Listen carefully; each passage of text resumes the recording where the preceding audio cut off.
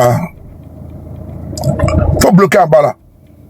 Odette, je vais t'ajouter en modérateur là parce que ces modérateurs qui sont là, on dirait, ils ont coupé les doigts là. Je sais pas moi. Et donc je continue. Aujourd'hui là, il y a des personnes qui ont commis des crimes. Ou bien qui commettent des crimes. La fois dernière, vous avez vu John Mickey Bala. Il a fait une vidéo. Il y a un monsieur qui a ôté la vie à sa fille. Vous vous souvenez de ça, non? Il y a un monsieur qui a ôté la vie à sa fille. Je pense que c'était à Bassam. Et donc, ce monsieur-là, il a fui. Il s'est retrouvé en France. Pendant ce temps, voilà comment tu vas. Pendant ce temps, il était recherché en Côte d'Ivoire par la famille de la fille. Il est couché en France. Et donc, à un moment donné là, la France ne peut pas accueillir. Parce qu'il passe par quoi? Il passe par la Méditerranée. Quelqu'un va commettre un crime en Côte d'Ivoire. Mais il suffit qu'il passe par le désert, par les routes. Il arrive au Maroc, il va payer, il va passer. Il va payer encore les embarcations de fortune. Il va mettre sa vie en danger. Il vient ici tranquillement. Il n'a pas besoin de demander un visa. Merci beaucoup à Touro pour le travail. On n'a pas besoin. S'il continue, il faut le bloquer. Parce qu'on n'a pas besoin des xénophobes ici, des tribalistes ici là. Moi, je vais le bloquer, mais cet idiot là, attendez.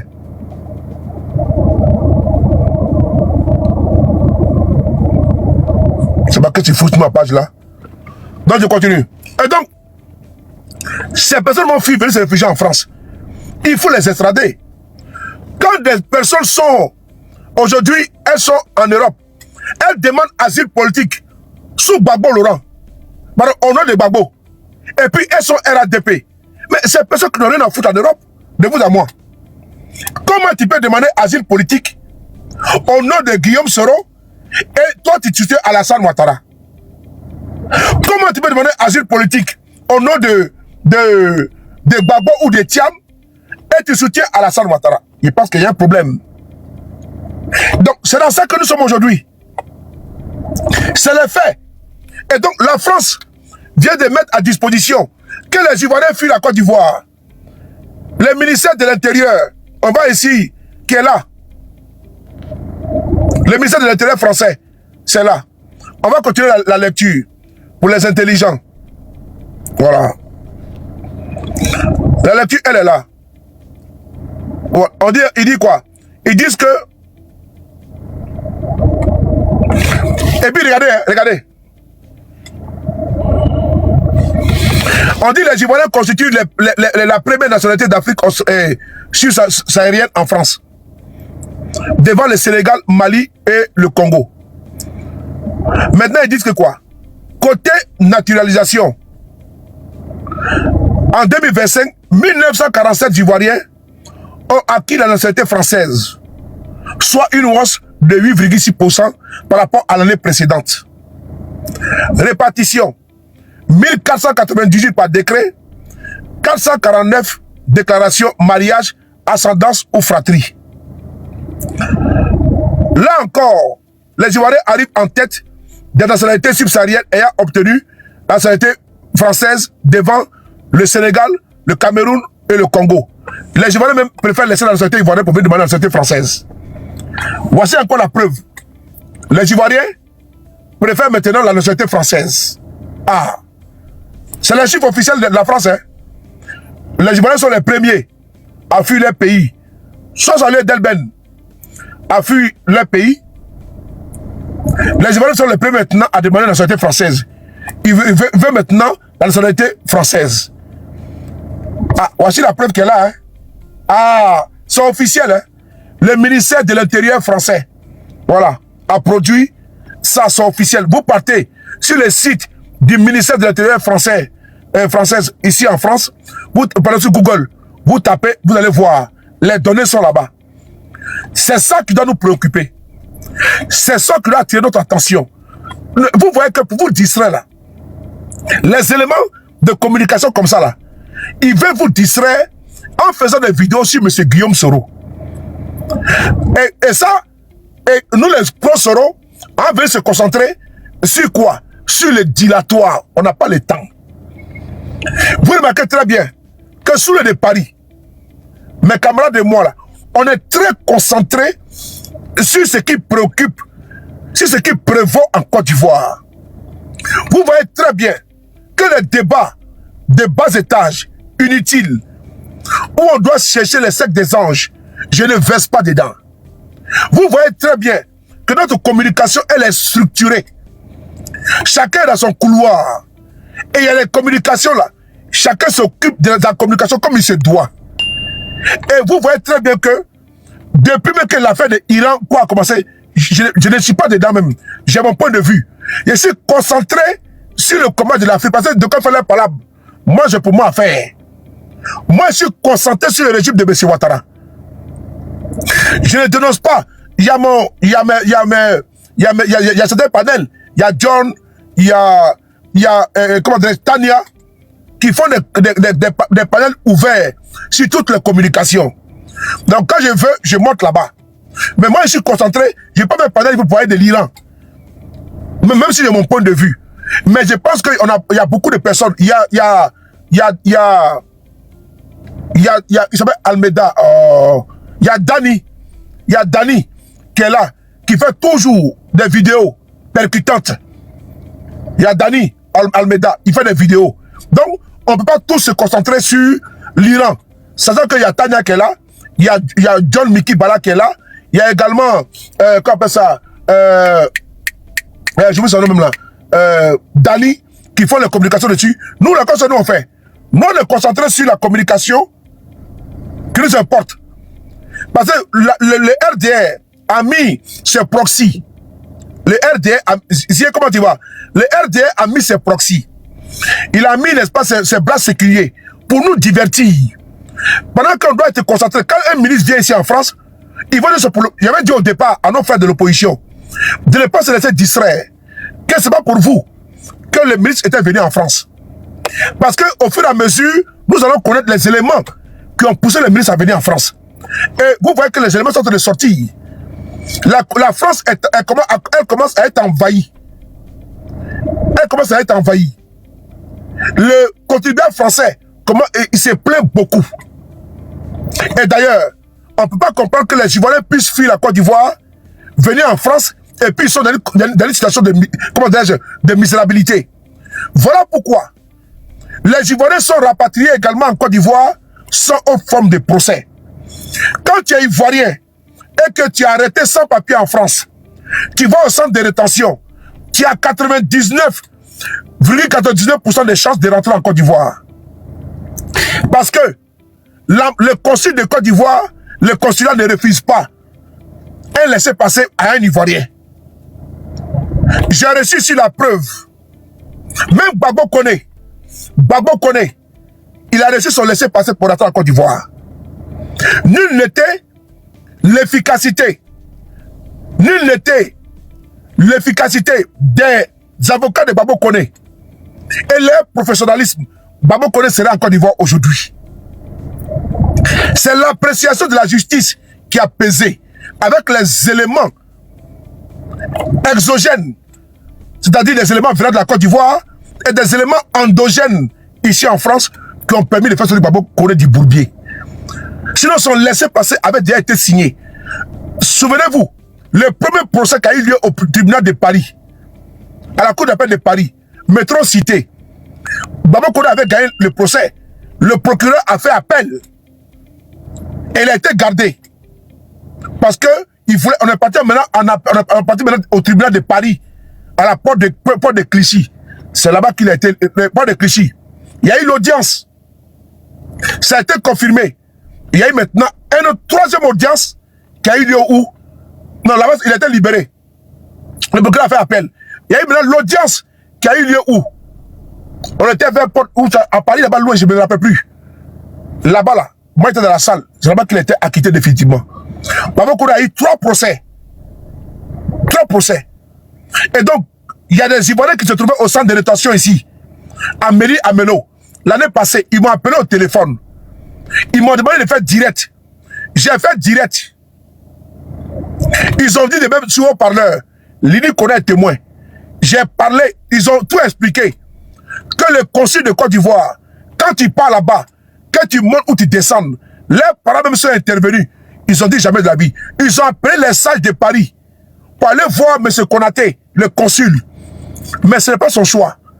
Quand tu rentres au consulat, à 100%, ton laissez-passer est déjà signé.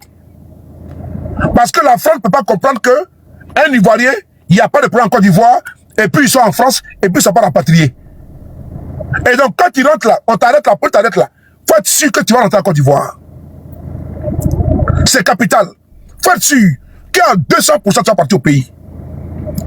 Mais si tu ne peux pas au pays là, c'est parce que tu es comme Babo Koné. Tu es de l'opposition et il y a des preuves. Surtout, il y a des preuves. Pas pour dire que tu es pro-Soro et puis il n'y a pas de preuves qui viennent étayer. Il y a des preuves qui viennent pour soutenir. Il y a des personnes là qui se sont fait passer pour les pro-Soro à l'époque. Elle n'était pas avec nous. Elle voulait seulement bénéficier d'un statut particulier de réfugiés politiques, c'est tout. Ça, il faut le dire. Et ces personnes-là viennent du RADP. Il faut l'écouter bien. Elle vient du RADP. Parce que les militaires du RADP qui viennent ici, ils ne peuvent pas demander l'asile politique avec le nom du RADP. Ils sont obligés. Parce que la situation des papiers est devenue dure en Europe. Surtout en France. Ils sont obligés de se... Même quand ils viennent en Italie, ils ne restent pas en Italie. Même quand ils viennent en Italie, ils font et puis ils gagnent papier là-bas. Là. Ils viennent qu'en France. Même quand ils viennent en Italie, ils ne restent pas là-bas, ils viennent qu'en France. Même quand ils viennent par Lampedusa, en Espagne, ils viennent qu'en France. Tous les bateaux qui viennent là, ça ne vient pas en France. Hein. Les bateaux là, ça va où? À Lampedusa.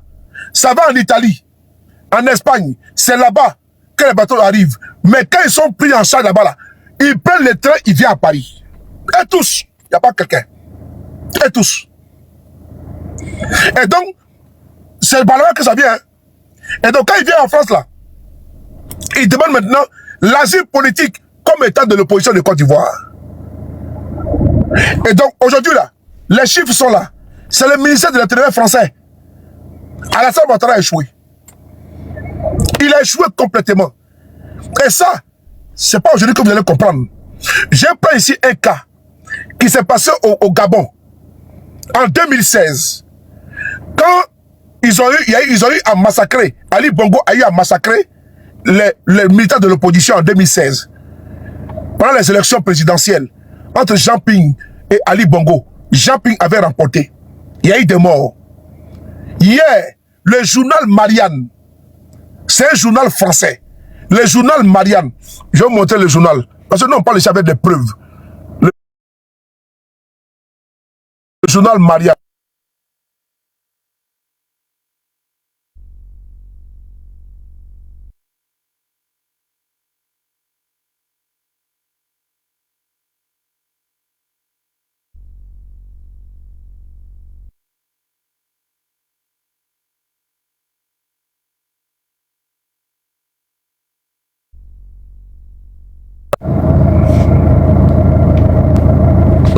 Non, c'est pas ça. Attendez.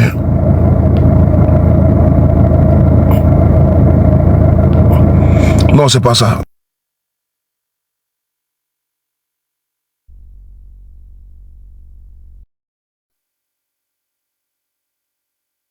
Le journal a bien signifié, ce journal a signifié que attendez, je sais pas que j'ai trouvé ça ici là. Journal Marianne, j'ai ça ici.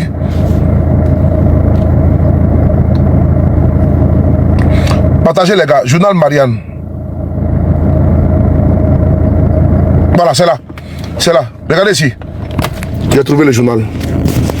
Très bien.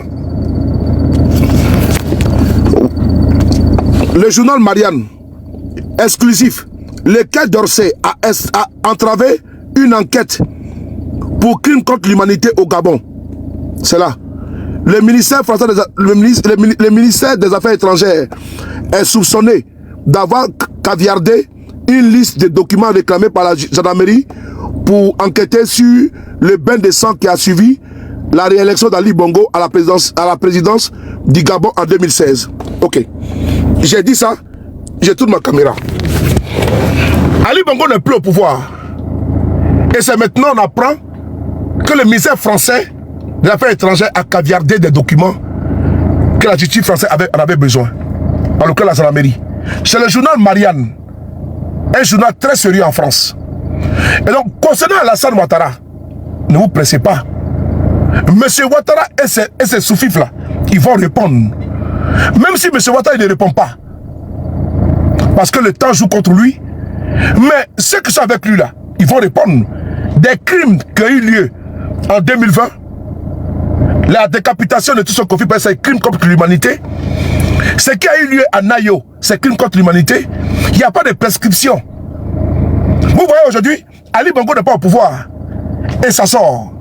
Donc imaginez-vous, dans 5 ans, dans 10 ans, ça va sortir. Restez calme. Les gars, combattons seulement. Faisons notre combat. Il y a 10 ans là, Macron n'était pas au pouvoir. C'était notre président. Ah oui. C'était notre président en 2016. Et donc, c'est un autre. Donc, nous n'est pas pressés. Nous, on sait que le régime de Ouattara va répondre. Ça, on le sait. Parce que les soutiens d'aujourd'hui, là, demain vont les lâcher. Mais voici le cas aujourd'hui. On se rend compte que le ministère français des Affaires étrangères a bloqué les dossiers. Et là, c'est grave. Donc, nous n'est pas pressés. Quels sont les généraux ou les hommes portés qui sont avec M. Ouattara là? Mais nous n'est pas pressés. Tout est documenté. Mais ils vont répondre. Ils vont répondre. Et donc, on va revenir sur le sujet. Ce qui se joue actuellement là, c'est des preuves qui sortent. C'est le ministère français qui nous informe de l'intérieur. Mais ce n'est pas une première fois. Aujourd'hui, M. Ouattara là, il fait les intérêts de la France. Le général de Gaulle disait, la France n'a pas d'amis, la France n'a que des intérêts. Ça va, Étoile? Femme battante, ça va?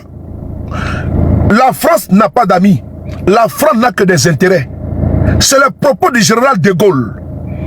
Donc aujourd'hui là, c'est pas M. Ouattara qui intéresse la France, hein. C'est ses intérêts, ni les États-Unis. Ah non! Ils ne sont pas en partenariat avec M. Ouattara. Ils sont en partenariat avec l'État de Côte d'Ivoire. Ils ne signent pas un contrat avec le régime de M. Ouattara. Ils signent un contrat avec l'État de Côte d'Ivoire. D'ailleurs, les accords de défense qui ont été signés entre la Côte d'Ivoire et la France, ça n'a pas été signé par M. Ouattara. Ça a été signé depuis le président Houphouët-Boigny. À un moment donné, il y a des évolutions. Et donc, c'est avec l'État que c'est signé. C'est l'État qui signe avec un autre État. Même si le régime change là, le contrat continue. Sauf si il y a une remise en cause des clauses du contrat. C'est important. Et donc, aujourd'hui là, ce qui prévaut... Oh, j'ai fait une erreur.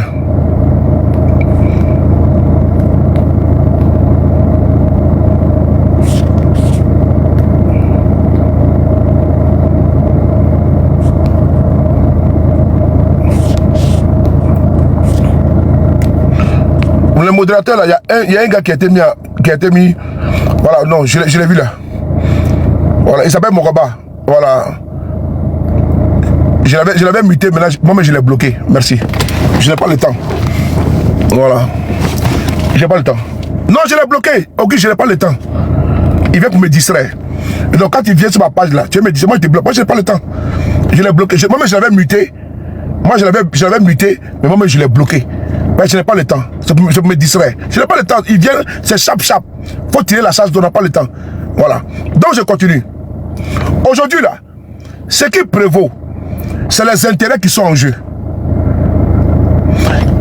Blaise Compaoré est en Côte d'Ivoire. Étant au Burkina Faso. Aujourd'hui là, il est réfugié en Côte d'Ivoire. Il est devenu ivoirien. Mais pendant 27 ans, il était président de Burkina Faso. Mais quand ils l'ont chassé là, vous étiez tous là, non? Mais la France là, la France traitait avec Blaise Compaoré. La France a traité avec Ali Bongo. La France a traité avec Mobutu. La France a traité avec Bokassa. Mais quand Bokassa est tombé là, mais ils ont commencé encore à traiter avec Kabila. Kabila est tombé là, ils ont continué à traiter avec son fils. Il était aujourd'hui avec Tshisekedi. Mais la France a traité avec Oufoué. Elle a traité avec Bédié. Elle a traité avec Guéhi.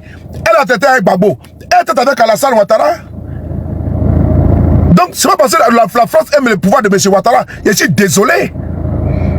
Et donc, quel que soit Alpha là, un jour là, quand ils n'en ont pas besoin, ils vont les jeter. Voilà. Comme serpillère, ils vont les jeter loin. Donc, nous, on n'est pas pressés pour vous. Vous là, si vous pensez que je vous entends, vous allez que tellement que vous aimez la France là. Non, nous, on ne déteste pas la France. Hein. On ne peut pas détester la France, jamais de la vie.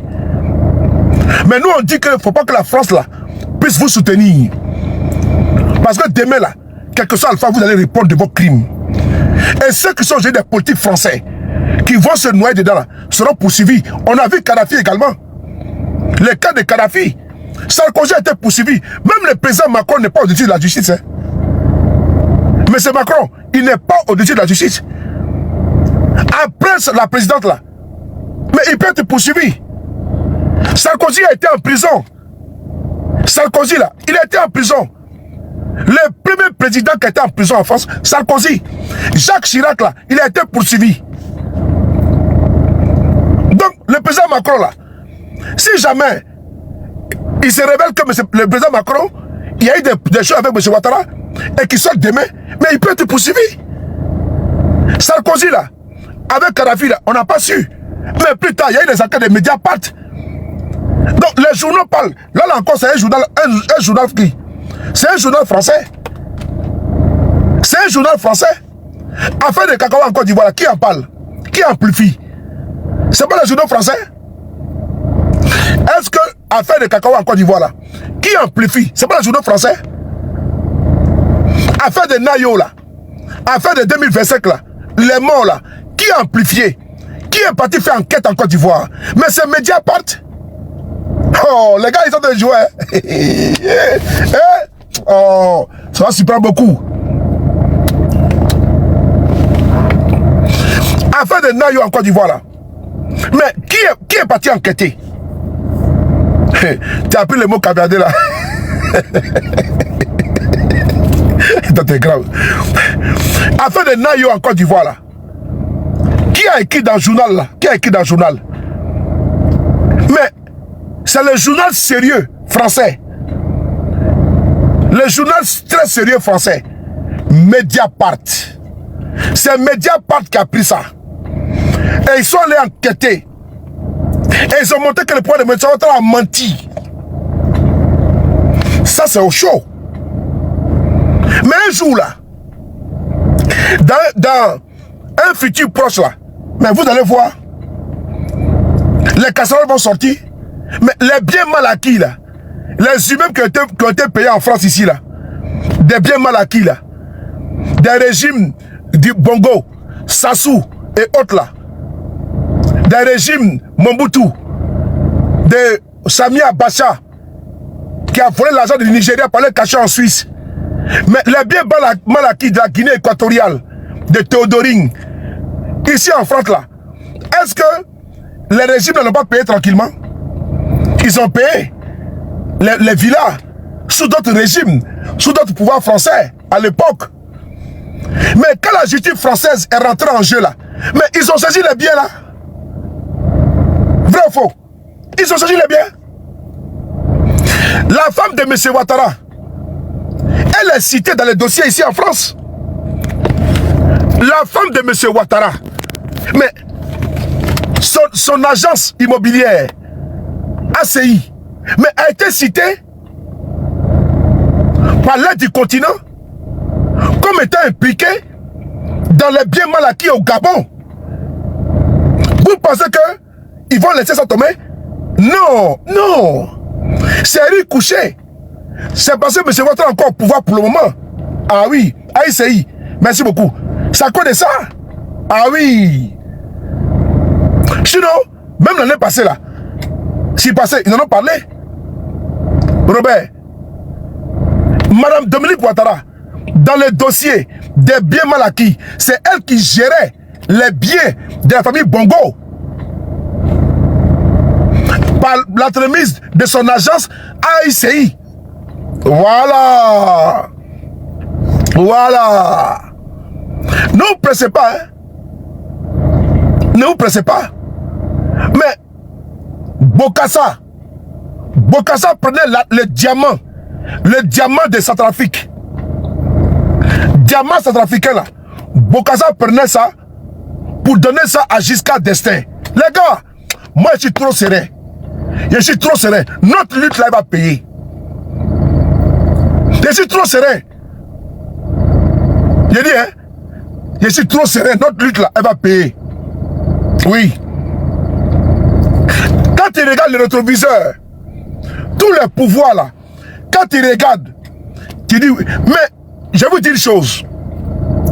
Bokassa là, le président Giscard d'Estaing partait faire vacances où? En Centrafrique. Mais c'est à cause des diamants de Bokassa là que Giscard a été chassé en France de la présidence. Mais les journaux là en ont parlé, ça fait un scandale en France. La famille Trabelsi, la famille puissante Trabelsi en Tunisie. Mais c'est la famille de la femme de Ben Ali. Mais la France les soutenait. Ils étaient influents. Mais ils les ont abandonnés. Les gars, les gars, j'ai dit, hein, laissez-les fanfaronner. Laissez-les fanfaronner. Omar Bongo en Diba. J'ai pas dit Ali Bongo, hein, Omar Bongo. Il était le représentant de la France-Afrique. Omar Bongo. Les politiciens français partaient là-bas pour aller ramasser l'argent à gogo dans les mallettes. Allez-y lire les livres de Robert Bourgi. Ils savent que je suis au courant. Je ne sais pas que c'est ça. Mais Robert Bourgi, là, dans son livre, là, il y a beaucoup de tomates dedans. Mais Omar Bongo, il est mort où? Il est mort en Espagne. Il n'est pas mort en France. Ça n'est pas qu'il est mort. De son vivant, là, ils ont commencé les biens mal acquis contre lui. Alors que c'est lui-même, il beurrait. Le beurre, il beurrait la bouche de la plupart de tous les politiciens français. Il mettait de l'épinard, du beurre dans l'épinard, au calme. Mais quand la justice a commencé là, mon frère, c'est pas un débat. Sassou Nguesso là, sa femme en France ici là, elle est inquiétée.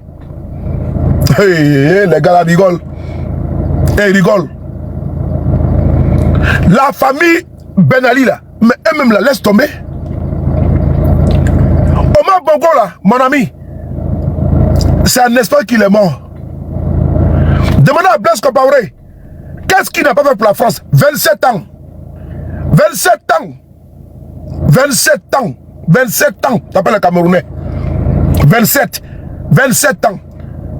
Mais il ne peut plus mettre les pieds en France. Oui. Le tout puissant Blaise Compaoré ne peut même pas s'amuser à passer en France. Il ne peut pas. Même visa, il ne peut pas avoir. Son propre petit frère est actuellement bloqué en Côte d'Ivoire. Le petit frère de Blaise Compaoré, François Compaoré, qui était en France ici là, il est parti en Côte d'Ivoire. Il est bloqué là-bas. Ali Bongo Ondiba, il est où? Il est bloqué en France ici. Il va aller en Angleterre. On dit, monsieur, tu vas nulle part. 5 petits visas email. Pour aller en Angleterre, là, c'est email. Tu envoies et puis tu payes en ligne. Ça coûte, je pense, 26 € ou je sais pas, un truc comme ça. 5 petits emails là, des visas là. Ali Bongo ne peut pas avoir parlé de 26 € là. Ou combien là? 36 € là. Pour aller en Angleterre, il ne peut pas avoir ça. Je répète encore. Pour aller en Angleterre, pas que c'est 36 €. pour 2 ans. Ouais, 19 € pour 2 ans. Pour avoir un visa de 2 ans. Pour les Français par en Angleterre. Ali Bongo là, 5 visas pour aller en Angleterre, il ne peut pas avoir. Ancien président. Ancien président. Lui qui a des biens, qu'il a acheté des immeubles, il a acheté en Angleterre. Il ne peut pas mettre les pieds en Angleterre. Ouais. Comment je vois ça là? Moi, je n'ai pas découragé. Me décourager? Je n'ai pas me désespérer. Alissa, comment tu vas bon arriver? Il ne peut pas me décourager. C'est ça la réalité. Ce pouvoir va tomber. Et quand on le dit là, on leur montre la lune, l'idiot regarde le doigt. Depuis là que je parle là, j'ai montré des exemples. Je vous ai fait des exemples. Mais non, elles s'en foutent. Elles se disent qu'elles sont indéboulonnables. Aucune citadelle n'est imprenable, sauf si elle est mal attaquée. Aucune citadelle n'est imprenable, sauf si elle est mal attaquée. Écoutez bien. Aucune. Aucun pouvoir n'est éternel, sauf le pouvoir de Dieu. J'ai beaucoup aimé cette phrase du général de Gaulle. La France n'a pas d'amis. La France a des intérêts. Où faut bannir président? Babo opposant était en France. Ouais. Où faut bannir ami de la France? Serviteur de la France. Babo était en France. Protégé. Merci beaucoup Issa. Toujours. Babo était en France. Ouais. Bédier président. Alassane Ouattara opposant en France. Ouais, c'est ça la France. Voilà. Voilà. Guy Robert président. Mais Ouattara était ici en France sans problème. Ouais. C'est la France toujours. Babo président. Ouattara était ici en France. Voilà. C'est ça aussi également. Et donc, la France, là, elle traite avec le parti au pouvoir. Et elle traite avec l'opposition. C'est ça. Elle caresse le parti au pouvoir. Elle ménage l'opposition. Si tu n'as pas compris la géopolitique, tu es foutu. C'est-à-dire que la politique, là, ce n'est pas une science exacte. Voilà. C'est ici, M. Ouattara était et puis il disait, nous frapperons ce pouvoir moribond, il tombera. Mais c'est le même M. Ouattara qui dit donc qu'il n'est pas d'accord avec le discours de M. Guillaume Soro en France. Vrai ou faux? Mais alors que sous autre régime là, M. Ouattara a été toléré. Ça veut dire que à un moment donné là, les intérêts là, ça joue. Un régime peut tolérer. L'autre régime peut refuser. Sarkozy là, il a fait tout. Avec Kadhafi, avec le Claude Guéant, tout. Mais ça l'a rattrapé. Hein? Ça l'a rattrapé. Donc moi, je suis tellement confiant que tout ce que le pouvoir de M. Ouattara fait, c'est le même pouvoir français qui va sortir les éléments ici un jour. Ah oui. La justice française là, elle va se mettre en action. Vous allez voir bientôt. Vous allez voir bientôt. Parce que déjà, sur la base des crimes qui ont été documentés là, mais sur la base de ça là, moi je suis rassuré. Sur la base même de l'enquête de Mediapart et des crimes crapuleux qui ont eu lieu seulement même en 2025 là, pour un 4e mandat là, rien ne justifie que l'on puisse ôter la vie à quelqu'un pour une élection. Rien ne justifie ça. Même ici en France, l'installation de M. Ouattara au pouvoir, mais il y a des partis politiques qui n'ont pas aimé. Le Front National de Marine Le Pen a dit non. Mais aujourd'hui là, quand vous regardez là, qui est en train de monter dans les sondages, vous savez très bien ce que Marine Le Pen pense de M. Ouattara.